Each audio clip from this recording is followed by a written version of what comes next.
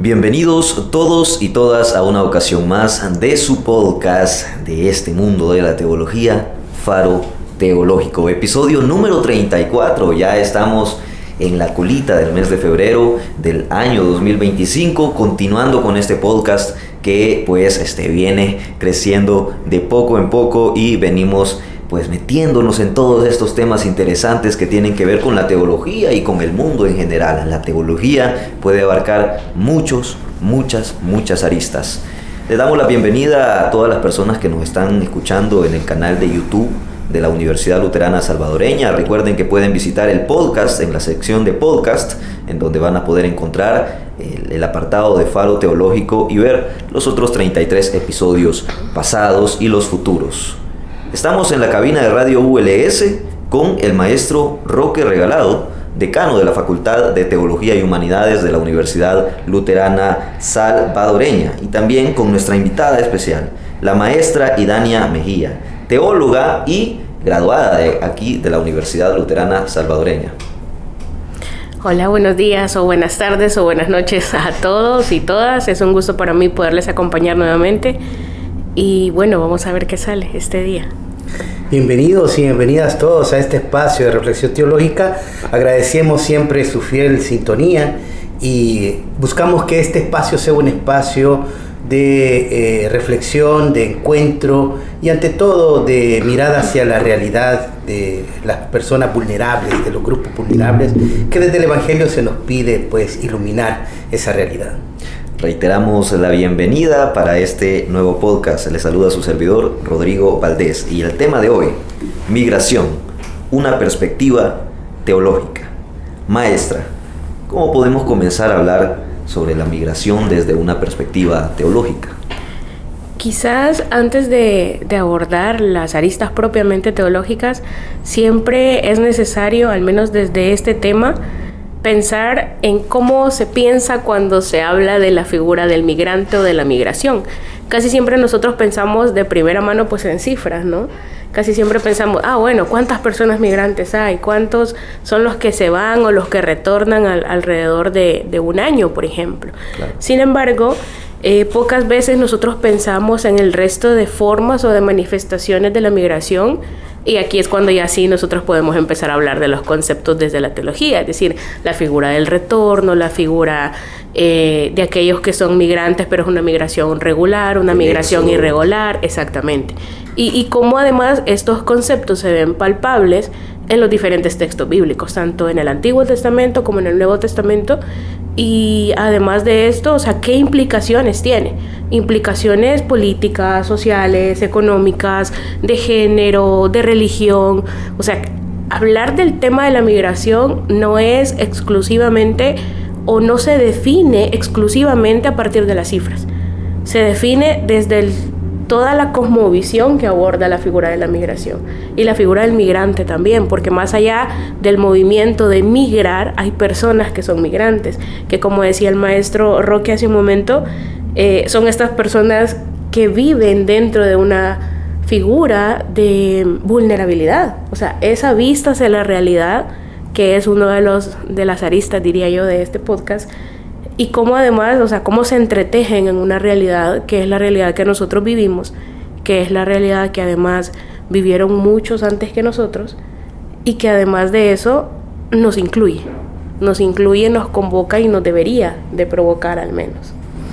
Principalmente creo que el tema es muy pertinente de su parte, maestra, principalmente porque estamos viendo una constelación de políticos que están teniendo un discurso totalmente agresivo a la migración. Estaba viendo ahora las noticias en la mañana que ha ganado el partido de ultraderecha en Alemania también, que tiene todo un plan de antimigración, ¿no? Es un discurso totalmente agresivo a los migrantes, tal como lo vemos en Estados Unidos igual, ¿verdad? Meloni en Italia igual, en España también. Entonces es un discurso que cala en la mentalidad de las personas y que de una u otra manera da parámetros de juicio erróneos en este caso de cara al fenómeno, y no solo de cara al fenómeno, sino a las personas vulnerables. De hecho, la la ultraderecha y las posiciones de derecha en la política están con cada vez más cabida en el pensamiento joven. Por ejemplo, la mayor cantidad de votantes en Alemania fueron jóvenes para un país demócrata cristiano, Alternativa por Alemania, si no me equivoco, que ganó en estos comicios y que competía con otro partido de derecha. Es decir, que la migración siempre ha sido un punto sensible en estos temas políticos, en todos los países, en los países que reciben a personas que han sido desplazadas por diversos motivos de sus países de origen. Maestra, ¿cómo afecta la migración a los distintos seres humanos? La pregunta puede ser interesante siguiendo el hilo que ustedes venían tocando de esta figura política y social, porque al ser los migrantes, o sea, personas migrantes como tal, generalmente se ve solamente como la persona, pero esta persona tiene derechos, tiene implicaciones sociales, entonces pasan de ser cuerpos políticos a ser cuerpos estatales, y de ser cuerpos estatales se pasa a ser un movimiento social. Es decir, toda una construcción que viene detrás de todo esto, y por ende también esta persona o esta corporalidad caminante, podemos llamarle así, que se vuelve ciudadano o ciudadana de ninguna parte. O sea, al estar fuera de los estratos estatales, se vuelve precisamente eso, ciudadano de ninguna parte, porque está en un territorio que no es suyo, pero sigue siendo ciudadano, pero no puede hacer polis, porque está fuera de los parámetros estatales. Entonces va a ser bien interesante cómo, por ejemplo, desde los textos bíblicos, una de las aristas que siempre abordan estos textos es precisamente la arista política. Esto que ustedes mencionan ahorita, o sea, tanto hombres, mujeres, jóvenes, niños, niñas, que se ven involucrados o que se ven sumergidos, digamos, en esta situación social, que también es una situación política, en sus diversas formas dentro de la figura de la migración. Es decir, cómo evoluciona además de eso su vida y sus derechos también. O sea, nosotros sabemos que tenemos una figura de derechos internacionales. Sin embargo, estos derechos internacionales se rigen o se dejan de abarcar a partir del derecho estatal y político. Ahí hay una vulneración de derechos. ¿Por qué? Porque tú no puedes entrar porque no eres ciudadano no eres ciudadana de. Entonces vemos afectados derechos, vemos afectadas corporalidades, ¿por qué no decirlo? Porque hay una serie de situaciones de vulneración, de violencia en este camino de cada una de estas personas, y otra serie de situaciones, ¿verdad?, de vulneración que nosotros podemos encontrar, sin contar, además de todo esto, que atrás de cada una de estas personas hay también una familia, hay también probablemente hijos o hijas, hay un trabajo, hay una carrera probablemente, porque dentro de las cifras, y ahora sí podemos hablar de cifras dentro de la migración, que emigran en el 2022, si no mal recuerdo, se hablaba de 117 millones alrededor del mundo de personas que migran. Entonces, dentro de estas cifras, o sea, hay personas y hay motivos por empleo, por mejora de situación de vida, por violencia. Es decir, no todos van a migrar por una sola razón. Entonces hay personas obviamente que se van a migrar por una situación de trabajo, que ya tienen su trabajo pero que van a migrar por un mejor trabajo o por una situación de violencia. Entonces cada uno de esos estadios son los que componen la figura de la migración, afectando todo el sistema, todo absolutamente. En un país, bueno, nosotros se dice que tenemos un aproximado creo que de 2 millones fuera, más o menos. Ahora imaginémonos cuántas situaciones sociales se dan alrededor de esos 2 millones. Uno de los ingresos mayores que tenemos en nuestro país viene precisamente de las remesas. Entonces son cada una de esas cosas los que componen la migración, y vemos nosotros, o sea, no es solamente la movilización como tal, sino todo el sistema que se compone alrededor de una vida, y de una vida no solo individual, sino también colectiva. En muchos casos hay los desarraigos, ¿verdad?, que son tan claves en el crecimiento y el desarrollo de la persona, ¿verdad?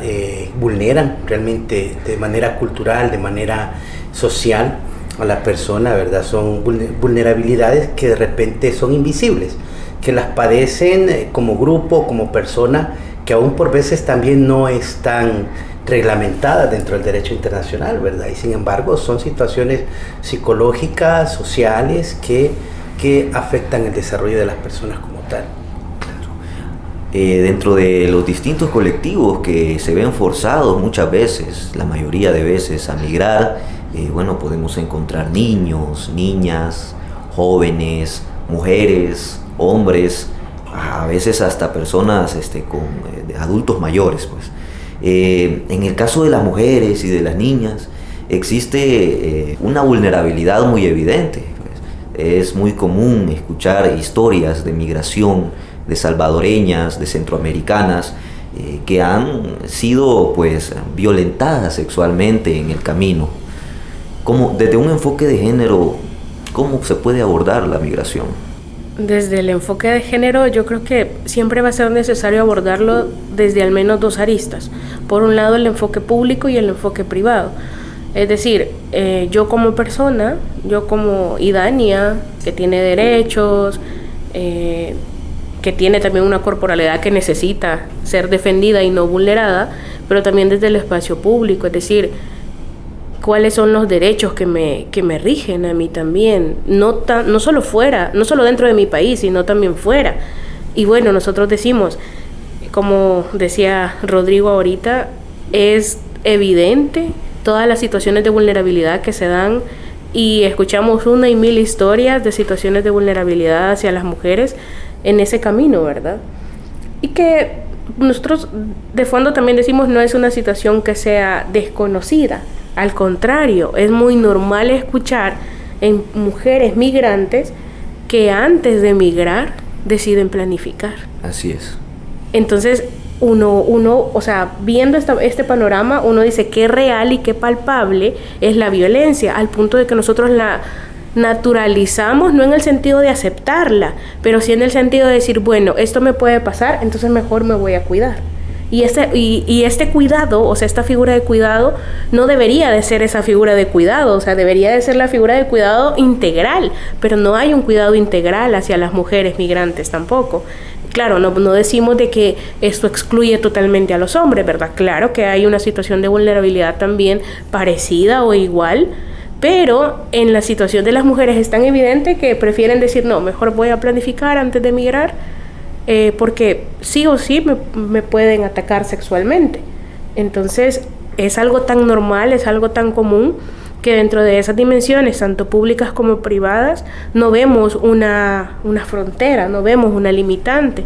Es decir, rescatamos nuevamente ese concepto de ser ciudadanos de ninguna parte. Desde la perspectiva teológica, nosotros deberíamos hablar de al menos tres dimensiones. Por un lado, la dimensión de comunidad; por otro lado, la dimensión de hospitalidad; y la dimensión de solidaridad. Que vemos, sí, nosotros ejemplos de mujeres. En México, por ejemplo, en las fronteras de México hay un grupo de mujeres que cuidan a otras mujeres en el camino o les llevan comida. Entonces es un movimiento muy interesante, que son mujeres de una comunidad en los que vemos estos tres aspectos. Vemos que hacen comunidad, vemos que hacen solidaridad, vemos que hacen hospitalidad también, que de hecho la hospitalidad es uno de los términos que a la hora de hablar del migrante dentro del Antiguo Testamento es uno de los conceptos más importantes. ¿Por qué? Porque da honor a mí, a Idania, que da hospitalidad a alguien más, me trae honor a mí y a toda mi familia. ¿Por qué? Porque estoy atendiendo al extranjero como si fuera mi huésped, como si fuera yo mismo, como si fuese alguien de mi familia. Lo estoy cuidando integralmente, no parcialmente. Por ahí más o menos creo que desde esas dimensiones al menos debería de abordarse un poco el tema de género. Y la pregunta que nosotros deberíamos hacernos primero es si los textos hablan de esto. O sea, desde la perspectiva de la teología. ¿Será que los textos nos hablan de esto? ¿Será que los textos nos dan algunas luces sobre esto? Pero por otro lado también, o sea, a la luz de la interpretación, deberíamos nosotros de preguntarnos qué se hace desde la comunidad. O sea, desde la comunidad llamada iglesia, personas de fe, creyentes, organizaciones, conjunto de organizaciones sociales o otras, ¿no? Y además de eso, ¿qué se hace también desde la figura estatal? ¿Qué se hace desde los gobiernos para acoger a ese migrante? O tal vez, o sea, no recibirles en su país, pero que sí que se hace en ese trayecto, porque esa frontera o ese muro que nosotros conocemos como frontera se vuelve la frontera única, pero de la violación de derechos, de la violación de vulnerabilidad, o sea, de cada una de las personas. O sea, no es la frontera, creo yo, para el migrante y para las mujeres en sí, no representa solamente una entrada y una salida, sino que representa un proceso de vulneración hacia las personas, tanto hombres, mujeres, niños. Es decir, esa es como la puerta de vulneración y de decir hasta aquí pueden llegar tus derechos. Una frontera casi siempre es un espacio de transición, ¿verdad? Y las fronteras políticas, llamémoslas así, porque realmente las fronteras fueron creadas a nivel de ecosistemas políticos, cuestiones de leyes, cuestiones de gobernanza, etcétera. Las fronteras políticas en todo caso deberían de ser espacios de transición en sistemas de gobiernos y en sistemas de defensa de derechos humanos, diría que por eso hay un derecho internacional, ¿verdad? Que hace que sales de un sistema de gobierno y entras a otro sistema de gobierno, ¿verdad? Donde se te garantiza, en la teoría propia tendría que ser así, se te garantizan sus derechos, a pesar de que no eres de acá, pero hay un sistema de gobierno equiparado al sistema de gobierno de tu país que también te va a proteger en cuanto a derechos humanos. Sin embargo, la realidad es otra, es la que señala la maestra Idania, ¿no? Que es para la gente que migra es entrar, digámoslo así, a la boca del lobo, ¿verdad? Es bien interesante cómo desde el punto de vista teológico en las Sagradas Escrituras la idea o el concepto, tal vez no de migración, sino de movilidad humana, llamémoslo así, de movilidad humana, está presente en las Escrituras. Y es bien interesante porque es uno de los grupos que representa la vulnerabilidad. Casi siempre en el decálogo, bueno, más que todo en las leyes del Antiguo Testamento, la viuda, el huérfano y el forastero, se le llama así, ¿verdad? El forastero, quien está sometido a movilidad humana, son por orden divina ser protegidos dentro del pueblo de Israel, con estas tres características que usted nos ha dicho. Entonces, y más aún, en algunos textos, como el texto de Abraham, que está en Mamre, Dios se identifica con el forastero. Van 3 forasteros de camino y Abraham hace esta experiencia de la solidaridad, de la hospitalidad y de la... ¿cuál era la otra característica? Solidaridad, hospitalidad y comunidad, ¿verdad? El sentido de aceptarlos dentro de su familia, darles de comer de lo suyo. Entonces, y el texto habla que Dios habla a través de estos 3 forasteros y va la promesa de procrear un hijo, ¿verdad? Entonces, quieras o no, el forastero, el que está sometido a movilidad humana, tiene un papel mediador, digámoslo así, de bondad en las Sagradas Escrituras. Yo creo que este punto es bueno resaltarlo porque desde la experiencia del cristianismo, que, bueno, la única voz disonante ante el sistema, digámoslo así, porque el sistema piensa lo contrario, la única voz que por el momento a nivel mundial habla en estos términos es la del Papa Francisco, que está constantemente haciendo un llamado a las autoridades al buen trato de los migrantes, la aceptación de los migrantes y de cómo los migrantes son portadores de bondad, no deben de ser criminalizados en este sentido, ¿verdad? Y cómo son también ellos enriquecedores de una cultura, ¿verdad? Entonces, desde los textos se puede ver esta experiencia de cómo la movilidad humana, desde la experiencia de la reflexión teológica, tiene un papel fundamental en la experiencia de la manifestación o de las teofanías también. Claro. Las fronteras, al ser físicas, algunas veces como entradas y salidas físicas o líneas imaginarias desde el cielo, o a veces fronteras más dentro de nuestra forma de pensar, como la cultura, fronteras que se pueden ver como el color de piel o las características fisiológicas de las personas, han sido siempre o ventajas o desventajas para algunas personas, dependiendo desde el punto de vista que se vea. En la Biblia, estas características, estas diferencias, ¿corresponden a problemáticas?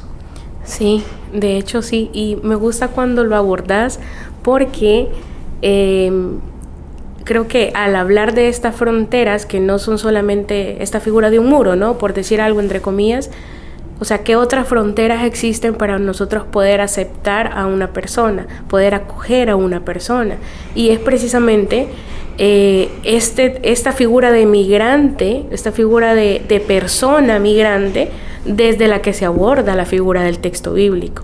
O sea, cuando nosotros hablamos del ger, o sea, esa persona que es migrante, es precisamente o trae consigo implícitamente toda esta concepción de aquella persona que necesita mi acogida, que necesita mi hospitalidad, independientemente de sus características físicas, independientemente de dónde provenga o qué me dice a mí de dónde proviene, porque eso también es importante. Cuando una persona migra, no solamente trae consigo sus características físicas, sino que trae consigo una realidad política, social, económica que es de su país. O sea, ahora nosotros podemos preguntarnos, ¿por qué se nos niega entonces a ciertos países exclusivamente un visado? O sea, no es solamente una característica física, sino también todo ese conjunto del que tú hablas. Entonces, cuando nosotros decimos o intentamos buscar cuáles son estas características o cuáles son aquellos ejemplos dentro del texto bíblico, encontramos una infinidad de textos. Por ejemplo, el texto de Jueces 19, donde dice que nadie le quería dar posada a Leví y a su concubina. Dice que todavía se posó, dice, se sentó sobre la ciudad y su siervo le dijo, vámonos de aquí porque esta no es nuestra ciudad. O sea, hablando precisamente sobre una situación de peligro. ¿Por qué? Porque eran extranjeros. Sin embargo, la ley dice que tienen que darle hospitalidad todavía como a 20 kilómetros alrededor, pero nadie le quería dar hospitalidad. Y por la noche dice que llegan dos hombres y tocan la puerta y le dicen, saca a tu huésped que queremos abusar sexualmente de él, dice el texto originalmente. ¿Pero para qué? Para humillarlo, porque es un extranjero. Entonces, no es solamente sus características físicas, sino también toda una realidad política y social que viene consigo, porque soy de esta u otra nacionalidad.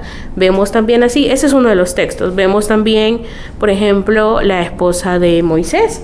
Cuando los hermanos de Moisés están diciendo, mira, pero ella no es israelita, ella no es de los nuestros. Y sin embargo vemos más adelante que es ella quien salva a Moisés, porque dice el texto que Yahvé quiere matar a Moisés.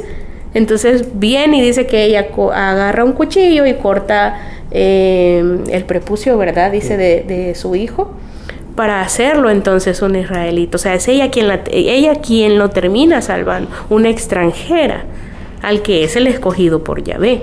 Entonces, pero si nosotros nos vamos más atrás y ahora investigamos un poco más sobre el contexto del texto y tratamos de descubrir, bueno, quién era la esposa de Moisés, cómo era físicamente, qué le representa. Lo primero es su color de piel, es totalmente diferente a Moisés.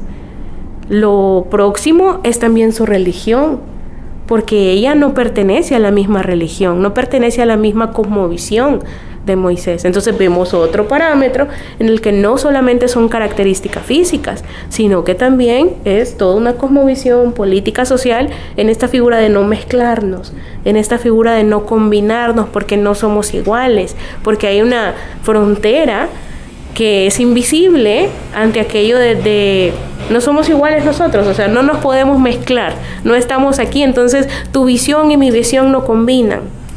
Más allá de que vos seas de un país y yo de otro país, no pensamos igual, no sentimos igual, somos totalmente diferentes. Bueno, pues las diferencias, como usted bien lo ha dicho, se encuentran en las Sagradas Escrituras. Y en este caso, hay a veces, por ejemplo, como de grandes personalidades como Moisés, un rompimiento de este tipo de visiones, de no juntarse con las personas que son, entre comillas, diferentes, ¿verdad? Las personas que tienen diferencias de distintos tipos. También surge una duda acerca de las Sagradas Escrituras. Como usted bien ha dicho, hay muchos pasajes en los que se cuentan historias de movilidad humana. ¿Cuáles son las causas, los motivos por los cuales estas comunidades se mueven? Son muy parecidos a los que nosotros vivimos en la actualidad.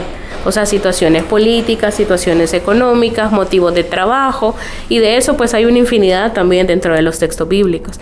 Yo creo que cuando hablamos de migración generalmente, o el primer episodio que se nos viene a la mente casi siempre es el Éxodo, sí, porque es como el más grande, es el más enigmático, el más preeminente dentro de todo. Sin embargo, hay otra serie de situaciones de migración que vamos a encontrar dentro de los textos bíblicos. Hay un texto muy interesante que es el texto de Deuteronomios 26, creo que va del 5 al 7.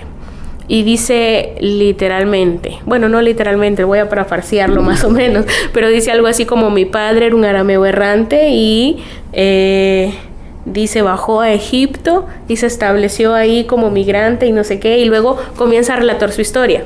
Y dice, los egipcios nos sometieron y nos esclavizaron, y luego dice al final, pero pedimos a Yahvé, nuestro padre, y él nos sacó de ahí, no sé qué y no sé qué. O sea, eso se vuelve tan importante y vemos cómo cuenta su historia, ¿no?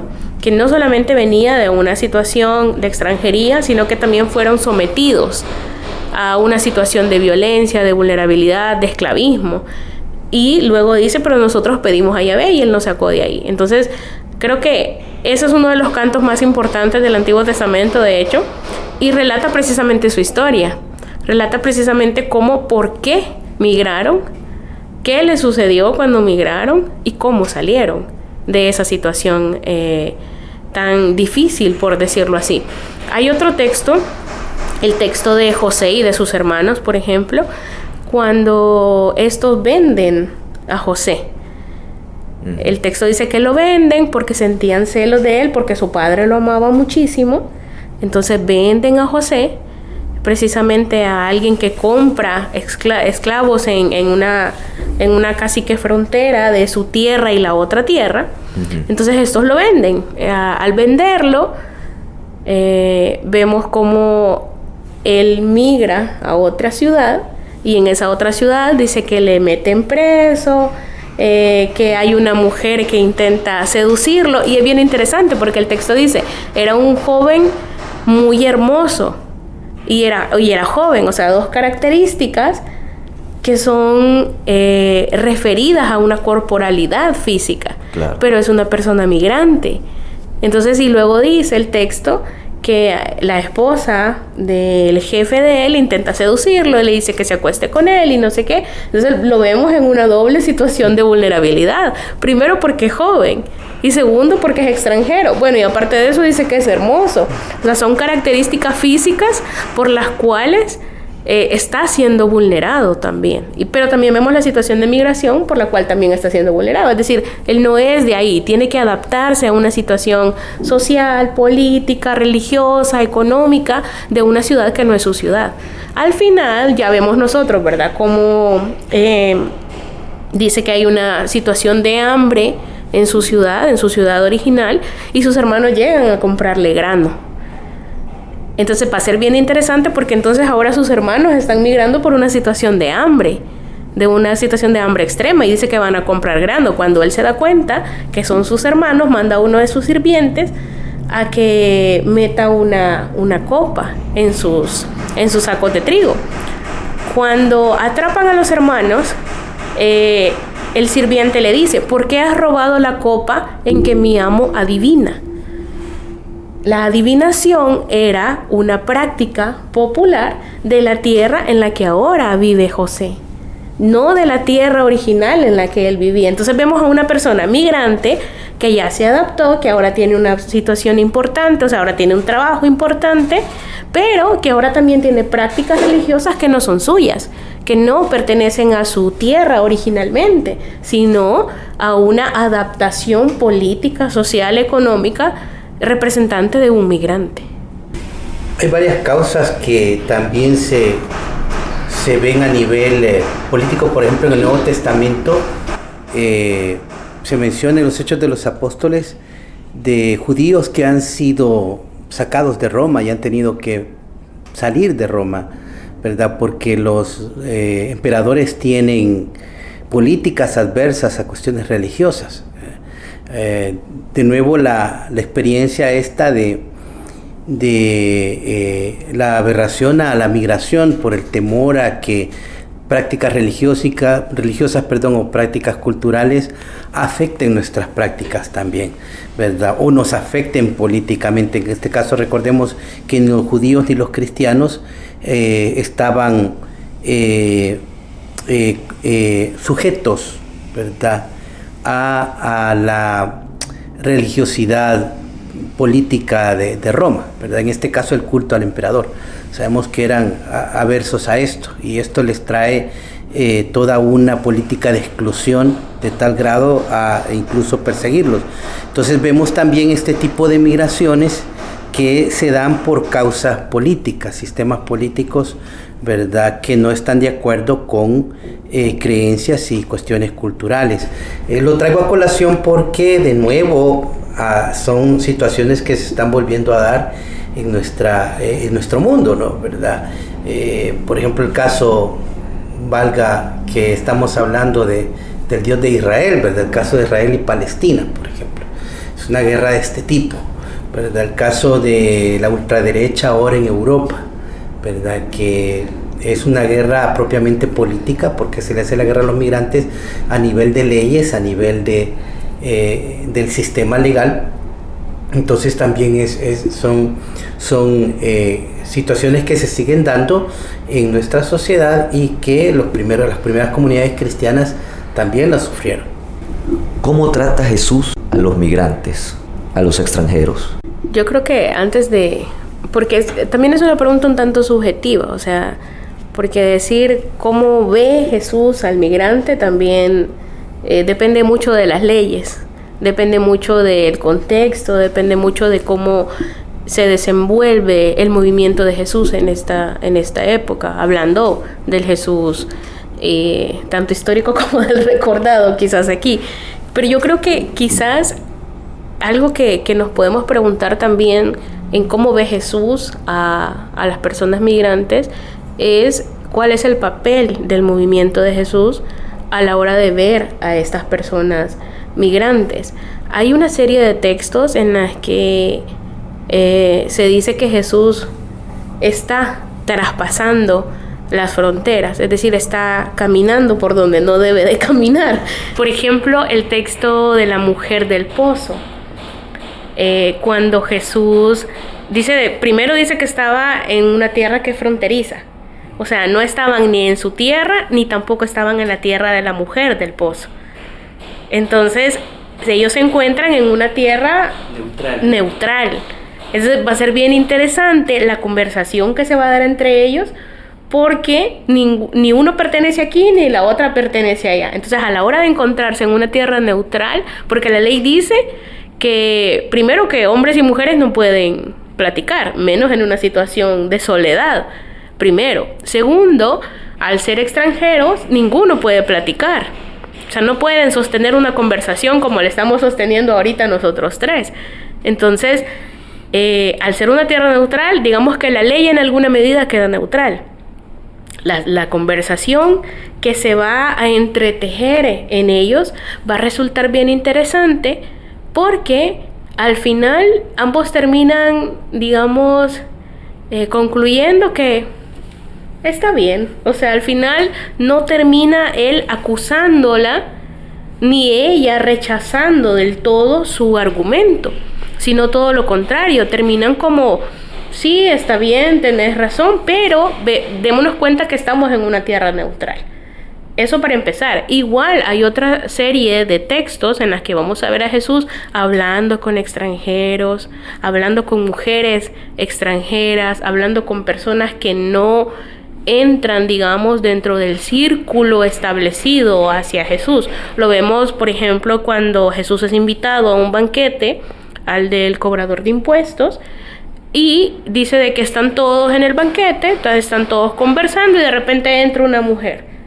Dice una mujer que era de la vida pública, es decir, alguien que es rechazada dentro del contexto social. Tampoco una mujer podía entrar a este banquete porque era mujer. Sin embargo, vemos que ella dice que entra, empieza a llorar, le enjuaga los pies a Jesús. Al final Jesús le termina diciendo que él no le lavó los pies. Porque todos le terminan reclamando que por qué deja entrar a la mujer al banquete, por qué permite que haga esto con él. Y él le dice, tú no me lavaste los pies cuando yo entré. Cuando el lavatorio de pies es uno de los rituales más importantes para el huésped. Es decir, si yo te invito a mi casa, yo tengo que darte todos los honores. Entonces, y al final vemos que es ella quien termina siendo anfitriona. Que ser anfitrión, el maestro no me dejará mentir, es uno de las situaciones más importantes. ¿Por qué? Porque es aquel quien recibe, o sea, el maestro es aquel quien recibe a Jesús, no solamente en su vida, en su casa, es decir, es el movimiento de Jesús, creo que cumple precisamente con los parámetros de las 3 dimensiones que nosotros hablábamos anteriormente, que es comunidad, hospitalidad y solidaridad, independientemente de donde esté. Claro que Jesús es una persona muy astuta, porque siempre va a responder como debe de responder en los parámetros de ley. Lo vemos en el texto de la mujer y de los perrillos, por ejemplo, porque cualquiera le diría, pero qué grosero Jesús respondiendo así a la mujer, diciendo de que él ha venido para los hijos de la casa de David y no para los perrillos. Claro, pero están también en un territorio que no es su territorio, entonces él no puede responder de otra forma, él está respondiendo como judío. ¿Por qué? Porque no se puede juntar con extranjeros. Pero al final vemos que ella le dice, sí señor, pero hasta los perrillos comen de las migajas que se caen de la mesa de sus amos. Y Jesús le dice, tienes razón. Tienes razón. Y es la primera vez que Jesús le da la razón a una persona. Y digo persona, no digo mujer, porque siempre que se está peleando con alguien, con sus discípulos, con los sacerdotes, con todo el mundo le termina dando la razón. Pero en esta ocasión, que es una mujer extranjera, que es una mujer en su condición de mujer también, Jesús le termina dando la razón. Entonces vemos en Jesús y en el movimiento de Jesús las 3 dimensiones de hospitalidad, es decir, no importa dónde esté y con quién esté, o aunque él no esté en una situación de anfitrión, digamos, o sea, hablando como en una casa o así, él siempre va a actuar en esa situación de solidaridad con alguien más.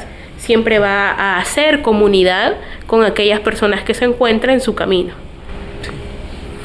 Aunque yo considero que, los evangelios fueron escritos ya en épocas de maduración del movimiento de Jesús, pero hay datos en los Hechos de los Apóstoles que al primer movimiento cristiano le costó aceptar esto.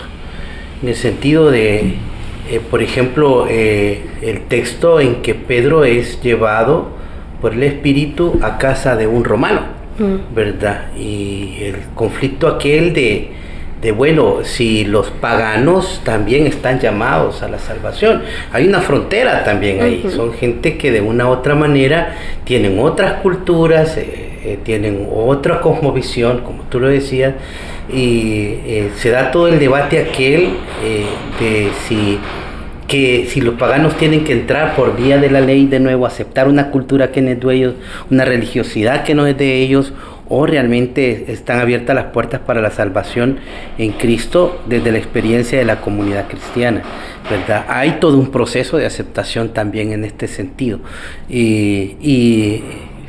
Los grandes escrituristas hablan que es una experiencia de maduración de la comunidad que hace después recordar estas experiencias del Jesús de los evangelios. O sea, la misma comunidad se hace el planteamiento de, ¿qué es lo que el maestro realmente hizo?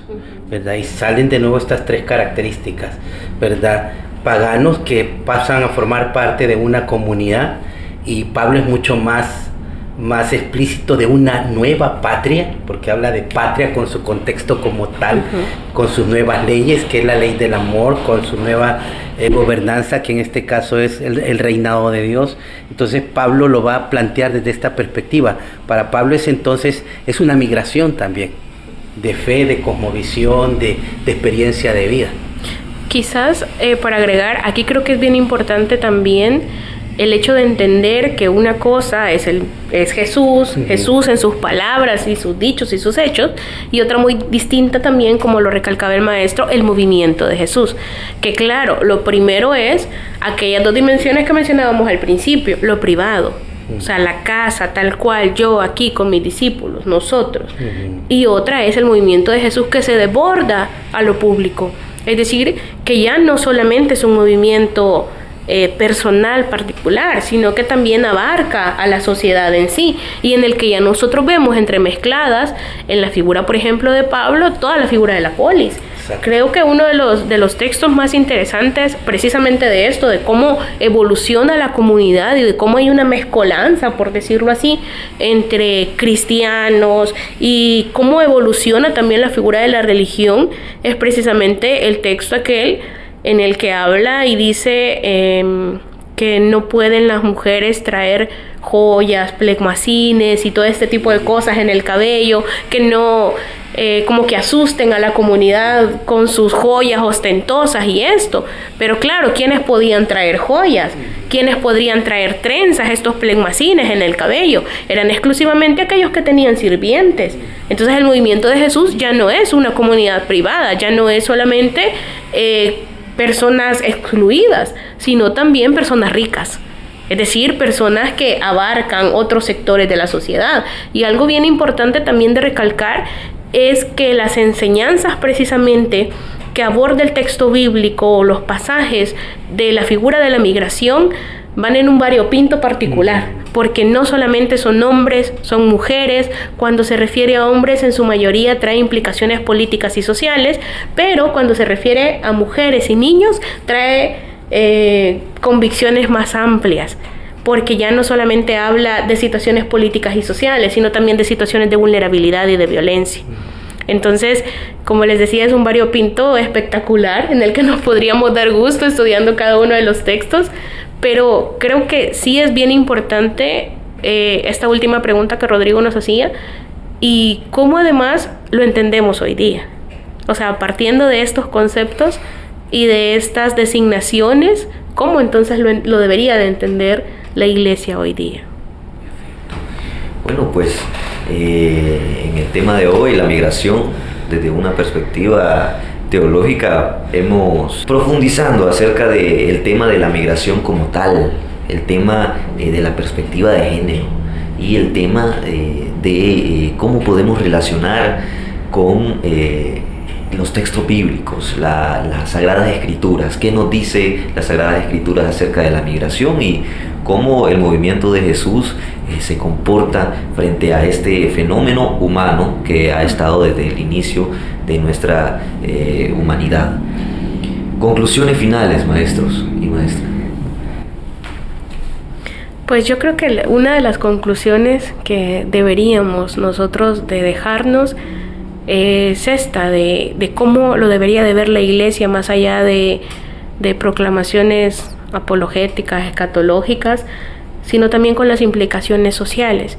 Pero también yo creo que es importante entender y dejarnos instalada la figura de que la Iglesia y la Biblia en realidad es un libro escrito por migrantes, con migrantes y para migrantes, y que por ende también deberíamos nosotros, con mucho respeto y con mucha cautela, también preguntarnos qué nos dice el texto. ¿Qué nos dice el texto?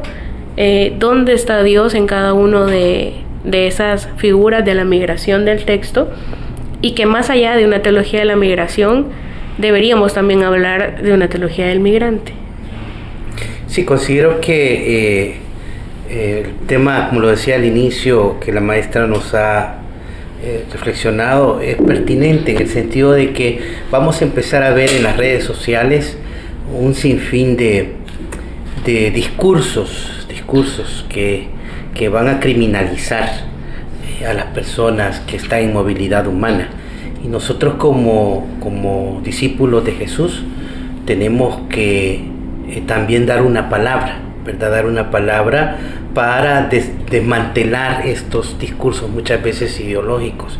Yo creo que la mejor manera de hacerlo es de esta perspectiva muy humana que aborda las Sagradas Escrituras, ¿verdad? Y de aquellas exigencias, en primer lugar humana y después de fe, que debemos de asumir al llamarnos discípulos de Jesús. Tenemos que asumir ante esa realidad una postura clara y acciones claras también, ¿verdad? Nuestro país en este caso no es un país, bueno, más que todo un país de paso, no es un país de destino. Sin embargo, sabemos que van a regresar muchos hermanos nuestros y tenemos que tener una actitud humana en este sentido también, ¿verdad? Porque el que ellos regresen y que han pasado años allá y que ellos regresen también es una migración para ellos de nuevo, porque es un desarraigo de otro lugar, vienen a un Salvador, un país diferente, con que ha evolucionado en su cultura, en sus posturas políticos, sociales, religiosas incluso. Entonces, saber aceptarlo, saber asumir su experiencia también, porque él vendrá con otra mentalidad, con otra cosmovisión, y de una u otra manera como sociedad debemos de estar también preparados a recibirlos a ellos. Sí. Todos y todas provenimos de una historia de migración. En algún punto de nuestro árbol genealógico hay un migrante del cual provenimos, de algún suramericano, de algún caribeño, de alguna persona del norte del continente, europeos, e incluso se dice de que todos provenimos de migrantes africanos. Realmente tratar al migrante como una persona digna y dándole la valorización a su corporalidad es un tema de reflexión, un tema que todas las personas deberemos de aprender y deberemos de enseñar a las nuevas generaciones para que no se vuelvan a repetir estas transgresiones a otras personas que tienen exactamente la misma dignidad que nosotros. Muchas gracias, maestra. Muchas gracias, maestro, por su compañía aquí en la Radio ULS. Pues nos sentimos bastante agradecidos de que se toquen estos temas muy importantes, tanto para la comunidad ULS como también para los estudiantes que están interesados en ampliar sus conocimientos de la teología. La teología toca muchas aristas, lo hemos visto en este podcast, y la migración tiene también muchas aristas y muchas características. Muchas gracias. Los esperamos para el próximo episodio número 35 de Faro Teológico, próximamente. Y bueno, pues está la invitación para todas las personas que les hayan gustado este tipo de temas, a que vengan a la Universidad Luterana Salvadoreña y conozcan la licenciatura en teología. Tenemos un pensum nuevo, un pensum novedoso, integral, con muchos temas interesantes, de los cuales usted puede aprender y puede profesionalizarse como teólogo o como teóloga. La Universidad Luterana Salvadoreña tiene sus puertas abiertas. Muchas gracias y nos vemos hasta la próxima. Adiós.